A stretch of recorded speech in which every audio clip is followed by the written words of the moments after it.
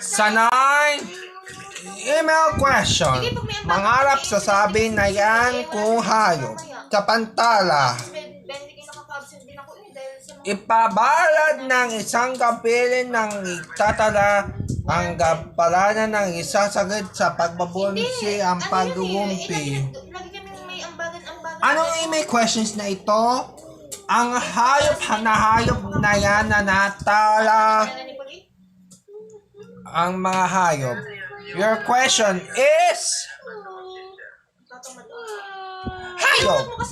Ang hayop ng animal na talan ng gagantayan sa pag-aasawa at mga pagbabagi. Kapag magluluto kami bukas. Yun ng hayop pa ang gagasulan na dahil sa naghayop. May ang bago na sa luto. Yung magtitinda kasi kami sa school. Sinabi nila na nagtignan ng mga questions tutungtol ng mga hayop na para sa inyo. Hanggang sa matapos. Tapos kung sino ang pinakamaraming benta, Malala sa pagbago ang sayang sa pagpapasa ang mga imporsilya na mga ito.